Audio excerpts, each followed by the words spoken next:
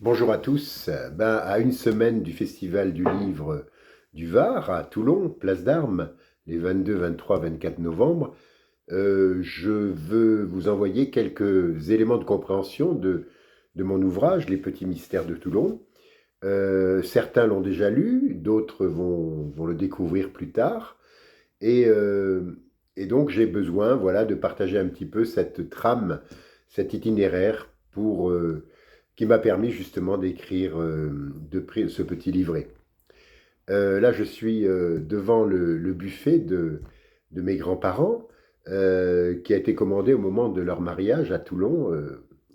Ils sont mariés à l'église Saint-Louis et puis ils ont vécu plus tard boulevard de Strasbourg à Toulon. Et donc, c'est un très beau buffet provençal, sculpté. Et donc, il a été fait par Martineau, qui était l'ébéniste de l'époque à Toulon. Voilà, donc dans mon livre, qu'est-ce qui m'a motivé finalement? C'est que dans ma vie, bon, il y a des Madeleines de Proust. Et ces Madeleines de Proust, eh bien, elles ont été nécessaires à la constitution justement de cet ouvrage.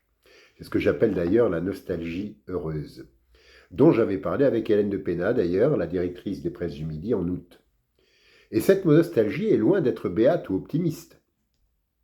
Elle intègre la tragédie et les joies d'une vie dans une démarche d'acceptation et aussi, évidemment, d'espérance. Il m'est très difficile d'écrire sans Madeleine. Et c'est ce qu'écrivait d'ailleurs Louis-Ferdinand Céline quand il parlait justement du voyage au bout de la nuit. J'ai mis ma peau sur la table parce que n'oubliez pas une chose, c'est que la grande inspiratrice, c'est la mort. Et si vous ne mettez pas votre peau sur la table, vous n'avez rien, il faut payer. Le mystère est aussi pour moi une caractéristique essentielle d'une vie. Et je me souviens du sujet de ma dissertation de philosophie en 1977 à Toulon, et c'était sur l'incommunicabilité entre les hommes. Alors j'étais bien dans mon sujet, car la difficulté de l'empathie réside justement dans le mystère de chacun. Et on est souvent seul, mais on peut éclairer un chemin par les mots, par l'écriture, sans vouloir tout résoudre. Pénac, d'ailleurs, parlait du livre comme d'un ami. Et cet ami peut être un lien, un facilitateur entre un auteur et son lecteur. Il est certain que les mystères de certaines de mes nouvelles sont des ébauches, des thrillers par exemple.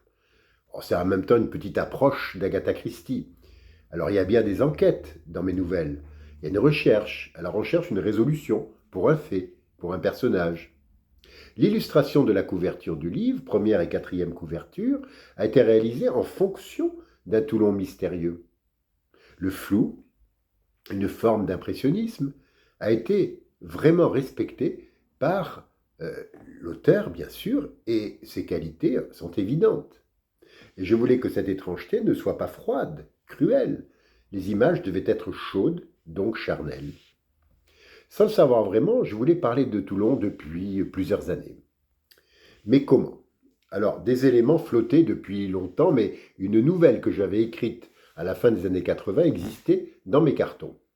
L'écriture de prose m'était très difficile à cette époque. Seule la poésie venait. Et c'est en 2010, après mon AVC, que tout s'est déclenché. Cette ébauche de nouvelles, jamais terminée à cette époque, demeurait en moi une encre toulonnaise. C'était Le Petit Port, la 7e nouvelle, que j'ai évidemment remaniée. Le style, comme on le voit, est différent. Ce n'est pas très étonnant. On voit une ville, la ville maritime, par vent d'Est. Évidemment, la mort apparaît, la difficulté d'aimer, une enquête, évocation d'une histoire policière. Tout ça nourrissait mon imagination, où se mêle ma vie d'adolescent et de jeune adulte. Il y a les rues, le littoral, la montagne, le port, la mer, et puis cette ville qui est devenue une empreinte de mon être.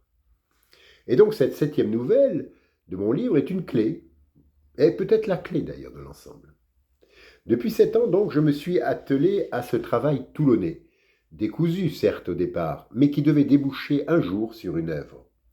Voici la trame chronologique d'ailleurs de ces écrits. D'abord, le fil du colonel.